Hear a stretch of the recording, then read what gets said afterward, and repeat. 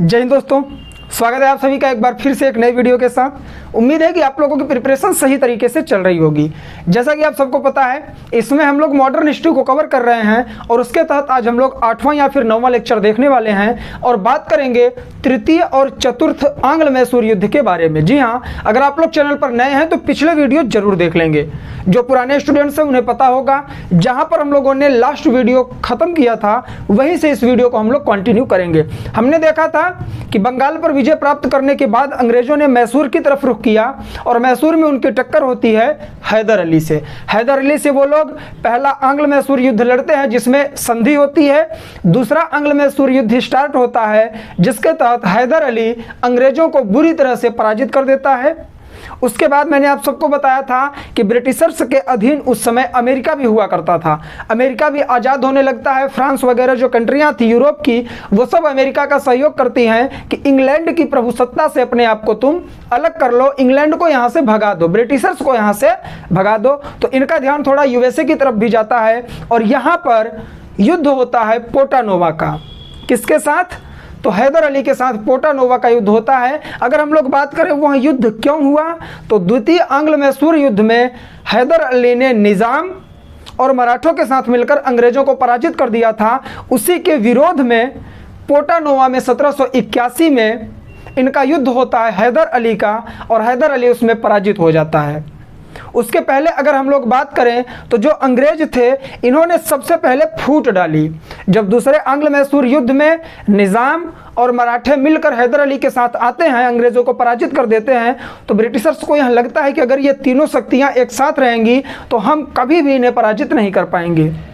उन्होंने क्या किया कि पूरी तरह से निज़ाम को और मराठों को कई प्रकार के उन्होंने प्रलोभन दिए कि हम आपको ये सूबा देंगे, ये प्रांत देंगे, आप मेरे साथ हो जाओ। और वे अपने कूटनीति में सफल होते हैं। निज़ाम और मराठे हैदर अली से अलग हो जाते हैं और 1781 में हैदर अली को अकेला जानकर ब्रिटिशर्स ने अटैक कर दिया। युद्ध होता है पोटानोवा का। पोटानोवा के युद्ध में हैदर अली की पराजय हो जाती है। उसके 1 साल बाद युद्ध में मिली हार को वह सहन नहीं कर पाता है और उसकी मृत्यु हो जाती है।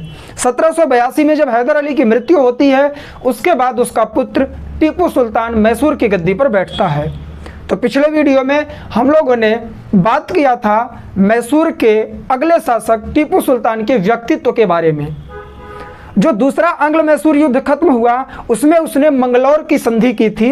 विवश होकर टीपू सुल्तान को अंग्रेजों के साथ मंगलौर की संधि करनी पड़ी थी। इतनी चीज़ें आप लोग याद रखिएगा। यहीं से हम लोग कंटिन्यू करेंगे आज का वीडियो। कल के वीडियो में हमने समझा था कि टीपू सुल्तान का व्यक्तित्व क्या था, धार्मिक सहिष्णु था या असहिष्णु था, व्यापार कैसे होता था, किस तरह से अपना प्रशासन चलाता था। सारी चीज़ें आप लोग इसी वीडियो के डिस्क्रिप्शन में लिंक होगी, जाकर पिछले वीडियो में देख सकते हैं। आइए शुरू करते हैं आज का वीडियो। बात करेंगे, मैंने बताया दूसरा आंग्ल मैसूर युद्ध खत्म हो चुका है और टीपू सुल्तान मंगलौर की संधि किया है ब्रिटिशर्स के साथ। अब तीसरे आंग्ल मैसूर की परिस्थितियां कैसे बनती हैं? टीपू जो था वो मंगलौर की संधि से असंतुष्ट था। ये नहीं चाहता था कि अंग्रेजों के साथ संधि करे और इसने क्या किया, अंग्रेजों पर अटैक करने के लिए विदेशी लोगों से सहायता प्राप्त करने की कोशिश की। इस उपलक्ष्य में उसने कुस्तुनतुनिया और फ्रांस में अपने राजदूत भेजे। और आप सबको पता है कि फ्रांसीसी और ब्रिटिशर्स आपस में एक दूसरे के बहुत बड़े शत्रु थे। जैसे ही यह खबर अंग्रेजों तक पहुंच गई, अंग्रेजों को यह भ्रांति हो गई कि टीपू ने फ्रांस के साथ गुप्त समझौता किया है, फ्रांसीसियों के साथ हमारे खिलाफ गुप्त समझौता किया है हमें पराजित करने के लिए। परिस्थिति बन जाती है तृतीय आंग्ल मैसूर युद्ध की। तो 2 आंग्ल मैसूर युद्ध कौन लड़ता है? तो हैदर अली लड़ता है। लास्ट के 2 तृतीय और चतुर्थ कौन लड़ता है? तो वह टीपू सुल्तान लड़ता है। पॉइंट याद रखिएगा। तृतीय आंग्ल मैसूर युद्ध होता है 1790 से 1792 ईस्वी तक। 1789 में टीपू सुल्तान ने त्रावणकोर पर अटैक कर दिया। त्रावणकोर एक रियासत हुआ करती थी जो ब्रिटिशर्स के अधीन थी। ठीक है, उस समय का जो ब्रिटिश गवर्नर जनरल था, देखिए मैंने पिछले वीडियो में आप लोगों को बताया कि जो वारेन हेस्टिंग्स आया था वह भारत का गवर्नर था। लेकिन इस वीडियो में आप लोग देख रहे हैं कि मैं गवर्नर जनरल की बात कर रहा हूं। तो पॉलिटिकल लेक्चर में मैंने आप लोगों को बहुत बखूबी सारी चीज़ें क्लियर की। अगर आपने नहीं देखा है तो जाकर वो वीडियोस देख लेंगे। मैं थोड़ा आप लोगों को बताऊंगा। आप सबको पता है कि इंडिया में 1773 में कंपनी को रेगुलेट करने के लिए ईस्ट इंडिया कंपनी जो ब्रिटेन की यहाँ पर आई हुई थी, ब्रिटिश ईस्ट इंडिया कंपनी को रेगुलेट करने के लिए ब्रिटेन के पार्लियामेंट से रेगुलेटिंग एक्ट भेजा जाता है। किसके लिए? कंपनी को रेगुलेट करने के लिए। तो उसे हम बोलते हैं 1773 का रेगुलेटिंग एक्ट। उसके तहत जो बंगाल का गवर्नर था उसे बंगाल का गवर्नर जनरल बना दिया जाता है। बहुत सारे बदलाव किए जाते हैं। उसी के तहत आप देख रहे हैं 1789 का टाइम पीरियड है। तो इस समय भारत में अब गवर्नर नहीं होगा, गवर्नर जनरल हुआ करता था। ठीक, तत्कालीन ब्रिटिश गवर्नर जनरल कार्नवालिस ने क्या किया? इसका विरोध किया और कार्नवालिस ने वेल्लूर और मंगलौर पर कब्जा कर लिया। किसके? ये दोनों क्षेत्र किसके हुआ करते थे? मंगलौर और वेल्लूर तो ये टीपू के क्षेत्र हुआ करते थे। ठीक है, उसके बाद इन दोनों पर वह अधिकार करने के बाद टीपू की राजधानी श्रीरंगपट्टनम पर भी अटैक कर देता है। कौन? कार्नवालिस। देखिए प्रतिक्रियाएं कैसी होती हैं। अंग्रेज भ्रांति में आ गए कि टीपू ने फ्रांस के साथ संधि कर ली, इस वजह से उससे युद्ध करना चाह रहे थे और वह विदेशी सहायता का प्रयास कर रहा था। उसे विदेशी सहायता नहीं मिलती है। 1789 में विवश होकर वह त्रावणकोर पर अटैक कर देता है, क्योंकि इसे ऐसा लग रहा था कि मंगलौर की संधि टीपू सुल्तान पर थोप दी गई है। इस वजह से विरोध करके वह ब्रिटिशर्स के खिलाफ तृतीय आंग्ल मैसूर युद्ध छेड़ देता है और इसका बहुत बुरा खामियाजा उसे भुगतना पड़ता है। कैसे? देखिएगा, उस समय का जो गवर्नर जनरल था कार्नवालिस, इससे वेल्लूर भी छीन लिया और मंगलौर भी छीन लिया और इसकी राजधानी श्रीरंगपट्टनम पर उसने अटैक कर दिया और इस पर घेरा डाल दिया। और इसका सहयोग कौन कर रहा था? हैदराबाद के निजाम और मराठा। किसके साथ थे? कार्नवालिस के साथ ये हुआ करते थे। ठीक है, 1792 में इसने किले की घेराबंदी कर दी। कहाँ का किला? श्रीरंगपट्टनम के किले पर ब्रिटिशर्स ने 1792 ईस्वी में घेराबंदी कर दिया। टीपू को मजबूर कर दिया संधि करने के लिए। टीपू ने विवश होकर संधि कर लिया फिर से ब्रिटिशर्स के खिलाफ। सर संधियाँ क्यों होती हैं, कब होती हैं? देखिए, जब युद्ध वगैरह होता है और ऐसा लगता है कि अगला पक्ष हमसे भारी पड़ रहा है या मैं पराजित होने वाला हूं, तो मैं उनसे संधि कर लूँगा। और ये जायज़ सी बात है कि अगर मैं पराजित हो रहा हूं, आप हमसे जीत रहे हो, युद्ध में आपकी स्थिति हमसे बेटर है, तो जो संधि होगी उसमें आपको बहुत सारा लाभ मिलने वाला है। क्या होगा? आप जो बोलोगे शर्त में वो मुझे मानना पड़ेगा। क्यों? क्योंकि मैं पराजित होने वाला था, इसलिए मैंने आपसे संधि की। तो ये होती हैं संधियां कि युद्ध में ज़्यादा मार काट ना हो, आम लोगों की क्षति ना हो। इस वजह से दोनों तरफ के जो प्रमुख होते हैं वो आपस में संबंध बनाने की कोशिश करते हैं, एक दूसरे का सहयोग बनाने की कोशिश करते हैं। उसी को हम संधि बोलते हैं। ठीक होती है श्रीरंगपट्टनम की संधि 1792 में, यूपीएससी में पूछा गया पॉइंट है। इसके तहत टीपू और कार्नवालिस के मध्य संधि होती है। अब यहाँ की शर्तें देखिएगा, 3 शर्तें थी इसमें। कौन कौन सी? पहला था कि टीपू के पास जितने भी क्षेत्र थे अपने राज्य का पूरा आधा हिस्सा अंग्रेजों को देना पड़ा। उसके बाद भी ये जो युद्ध हुआ था, युद्ध के हर जाने के लिए 3 करोड़ रुपए युद्ध हर जाने के रूप में टीपू ब्रिटिशर्स को अदा करेगा। और देखिए वो कितने क्रूर थे ब्रिटिशर्स कि टीपू सुल्तान जब तक 3 करोड़ रुपए युद्ध के हर जाने के रूप में ब्रिटिशर्स को नहीं सौंप देगा, तब तक उसके 2 पुत्र ब्रिटिशर्स कैद करके अर्थात बंदी बनाकर रखेंगे। तो ये परिस्थितियां बनी। आगे बढ़ते हैं। इस युद्ध का परिणाम क्या निकला कि जो 12 महल था, डिंडीगुल था, मालाबार था, इन तीनों पर ब्रिटिशर्स का अधिकार हो गया। अच्छा, डिंडीगुल से कुछ याद आया आप लोगों को? टीपू सुल्तान का जो पिता था हैदर अली, वो सबसे पहले डिंडीगुल का ही फौजदार बना था। तो ये पॉइंट ऐसे होते हैं कि याद रखिएगा। और इसी डिंडीगुल में हैदर अली ने एक आधुनिक शस्त्रागार की स्थापना भी की थी। और तुंगभद्रा के उत्तर का भाग मराठों को मिला, पेन्नार और कृष्णा नदी के मध्य का भाग निजाम को मिला। क्यों? मैंने आपको बताया कि जब तीसरा आंग्ल मैसूर युद्ध हुआ ब्रिटिशर्स और टीपू सुल्तान के मध्य में तो ब्रिटिशर्स की तरफ से हैदराबाद का निज़ाम और मराठे थे। तो जायज़ सी बात है कि अगर जैसे मैं आपसे युद्ध कर रहा हूँ और मेरे साथ मैं आपसे कमज़ोर हूँ तो मैं किसी और से हेल्प मांगूंगा, तो ऐसा तो है नहीं कि कोई मुझे हेल्प ऐसे ही कर देगा, उसकी भी कुछ शर्तें होंगी, या फिर मैं ही उन्हें कुछ लालच वगैरह दूंगा कि आप आओ मैं आपको ये दूंगा युद्ध में विजयी होने के बाद। तो इसी तरह से अंग्रेज़ों ने मराठों और निज़ाम को अपने साथ लिया और जब वे युद्ध जीते तो जायज़ सी बात है कि कुछ ना कुछ क्षेत्र इन दोनों प्रांतों को या फिर रियासतों को मिलेंगी। तो उसने क्या किया कि मराठों के लिए तुंगभद्रा के उत्तर का भाग, तुंगभद्रा एक नदी है दक्षिण भारत की, तो वहाँ के उत्तर का भाग मराठों को दे दिया और पेन्नार और कृष्णा नदी के मध्य का भाग निज़ाम को दे दिया। अब यहाँ समझिएगा अंग्रेज़ों की नीति। कॉर्नवालिस कहता है कि अपने सहयोगियों को मजबूत किए बिना हमने अपने सबसे बड़े दुश्मन को पंगु कर दिया।